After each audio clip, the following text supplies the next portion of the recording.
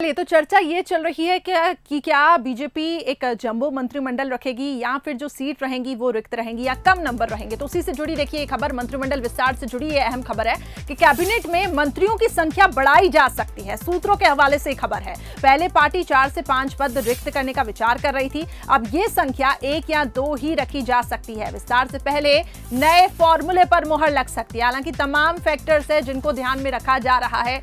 कई नए फॉर्मूलों के तहत अब बीजेपी यहां आगे बढ़ती हुई दिखाई दे रही है। तो ऐसा हो सकता है कि सिर्फ 4 से 5 पद जो रहेंगे वो रिक्त रहेंगे, या अब ये संख्या 1 या 2 ही रखी जा सकती है। पहले ऐसा अनुमान जताया जा रहा था, लेकिन अब जो जानकारी मिल रही है वो ये कि अब ये संख्या 1 या 2 ही रखी जा सकती है। तो कैबिनेट में मंत्रियों की संख्या बढ़ाई जा सकती है। विशेष संवाददाता विजय मांडके हमारे साथ इस खबर पर अधिक जानकारी के लिए जुड़ चुके हैं। विजय, जिस तरीके से बंसल न्यूज है शरद द्विवेदी जी से भी चर्चा चल रही थी कि क्या ऐसा हो सकता है कि एक जंबो मंत्रिमंडल हो या मंत्रियों की जो संख्या है वो ज्यादा हो, तो अब एक नया फॉर्मूला बीजेपी सेट करने जा रही है।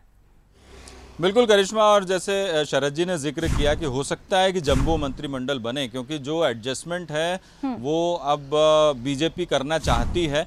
तो इसी वजह से पहले ये तय किया गया था कि क्या ज्योतिरादित्य सिंधिया खेमे के कुछ जो विधायक हैं उनको उपचुनाव के बाद मंत्रिमंडल में शामिल किया जाए, और इधर से जिन लोगों को जिन वरिष्ठों को शामिल करना है, नए और पुराने चेहरों को मिलाकर शामिल किया जा सकता है। लेकिन सूत्र बताते हैं कि संगठन इसके लिए तैयार नहीं है, खासतौर पर आला कमान, कि जो धड़ा बीजेपी में शामिल हुआ है उसके साथ किसी तरह से कोई छेड़छाड़ की जाए, जो वादा किया है वो पूरा किया जाए। तो अब देखिए, मैं आंकड़ों के हिसाब से जरूर बताना चाहूंगा, मध्य प्रदेश में विधायकों की जो संख्या है वो 230 है जी। और 230 के हिसाब से आप देखें तो 35 जो है मुख्यमंत्री के साथ मंत्रिमंडल के सदस्य हो सकते हैं। 15%, यानी विधानसभा के आंकड़े का 15% आप मंत्रिमंडल कैबिनेट बना सकते हैं।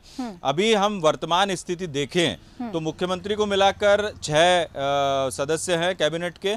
अब आप इसमें जोड़ लीजिए 9 सिंधिया खेमे के, जिनको बनाना बिल्कुल तय माना जा रहा है। तो इस तरह से आंकड़ा हो जाता है 15।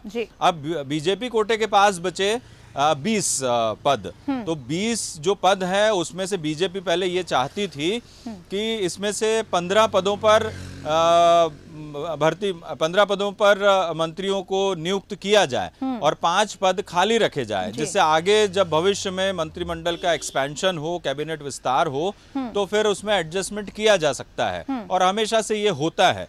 लेकिन अब चूंकि इतनी खींचतान चल रही है, तो अब ये जो 5 का खाली रखने का पहले तय किया गया था, तो अब नया फॉर्मूला ये आया है कि अब पुरानों को भी एडजस्ट करना है, नए को भी एडजस्ट करना है, सिंधिया खेमे को भी एडजस्ट करना है। तो फिर ये जो आंकड़ा है 1 या 2 पर सिमट सकता है।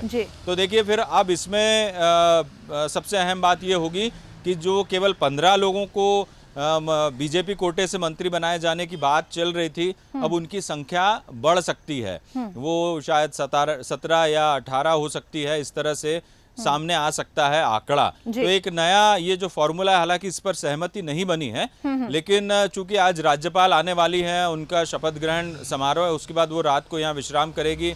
कई दौर की बैठकें भी हो चुकी है। मंगलवार रात मुख्यमंत्री पहुंचे थे बीजेपी दफ्तर, और इसके बाद और चर्चा होगी और इस फॉर्मूले को आखिरी रूप दिया जा सकता है। तो ये एक फॉर्मूला है जिस पर हो सकता है कि हमें मंत्रिमंडल में ये फॉर्मूला नजर आए, हो सकता है। मैंने इसका जिक्र किया जी। बिल्कुल विजय, अभी हम संभावनाओं पर ही बात कर सकते हैं, और जैसा कि आपने बताया कि ये भी एक पहलू है जिसको बीजेपी ध्यान में रखेगी। बहुत बहुत शुक्रिया हमारे साथ जुड़ने के लिए।